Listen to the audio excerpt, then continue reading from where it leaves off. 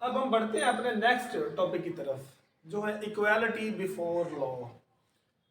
Constitution of Pakistan की जो इसका जो आर्टिकल 25 है, ये हमारे लॉ के एक्ट के सिलेबस में भी है।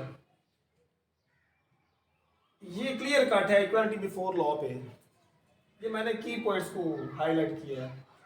All citizens are equal before law, और तमाम जो सिटीजन्स हैं वो इक्वली इंटाइटल्ड हैं कि उनको जो लॉ की प्रोटेक्शन है वो बराबर मुहैया की जाए।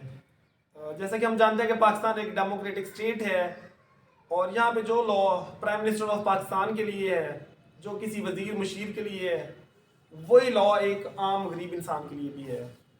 ये मुल्क कोई किसी वडेरे का, किसी पुलिस थानेदार का, डीपीओ डीसीओ का, किसी सियासतदान का, ये किसी की विरासत नहीं है, बल्कि ये गरीब लोगों का मुल्क है।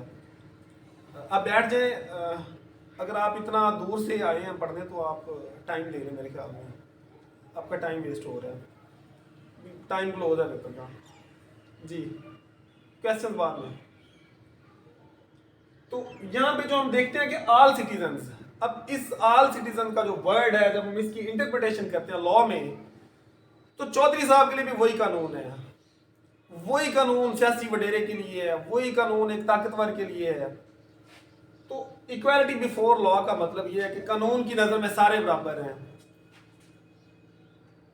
इसकी सेक्शन 2 में राइट है, आर्टिकल 25 की सेक्शन 2 में राइट है कि no discrimination on the basis of sex, कि मेल और फीमेल को, अब ये नहीं है कि आप फीमेल को जो है उसको कानून प्रोटेक्शन नहीं देगा।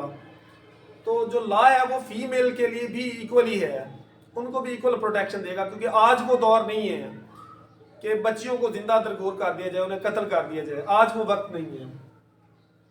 Special provision for women and children, अगर आर्टिकल 25 के मुताबिक इक्वालिटी बिफोर लॉ तो है ही है, लेकिन वेमन के लिए और बच्चों के लिए अगर कोई स्पेशल कानून बनाया जाए, अब जैसे आप देखते हैं कि वो लेडीज पार्क है तो वहां पे सिर्फ लेडीज ही जाती हैं, और आप लोगों में से कोई कह दे कि यार मैं तो जाऊंगा, इक्वालिटी बिफोर लॉ है, मैंने तो लेक्चर लिया था।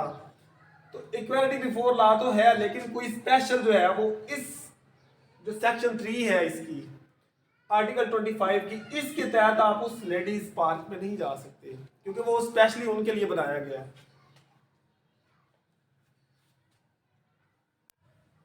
अच्छा, अमूमन ये स्टेटमेंट है कि जो कानून है वो बड़ों को नहीं पूछता, ताकतवर तबके को नहीं पूछता, लेकिन कई एक मुकामात पे अगर हम देखें तो कानून ने बड़ों को भी पूछा है। आर्टिकल इसी जो कॉन्स्टिट्यूशन ऑफ पाकिस्तान है इसकी, इसका आर्टिकल 62 जो क्वालिफिकेशंस के मुताल्लिक है,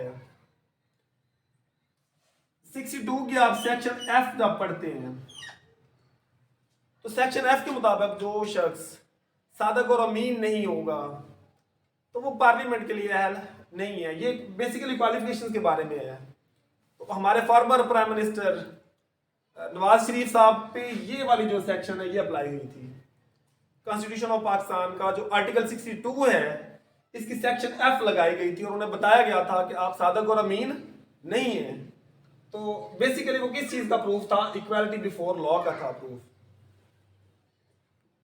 तो ये मुल्क विरासत नहीं है, मैं पहले भी डिस्कस कर चुका हूँ कि किसी वडेरे की ये विरासत नहीं है, किसी चौधरी साहब की ये विरासत नहीं है, किसी नंबरदार साहब की ये विरासत नहीं है, बल्कि ये मुल्क गरीब से गरीब लोगों का है। आप लोग चूंकि अल्हम्दुलिल्लाह, अल्लाह करे आप लोगों में से जो लोग हैं वो जुडिशरी में जाएं, ऑनरेबल जज साहब की पोस्ट पे बैठे हैं, या इवन कि हम बतौर वकील भी, अगर हम इस चीज़ को समझ लें कि जो लॉ है वो सबको इक्वल प्रोटेक्शन देते हैं, हम अगर इस पर आवाज़ उठाएं तो मेरे ख्याल में हम इस ये जो काला कोट पहना हुआ है इसका हम हक अदा कर रहे हैं।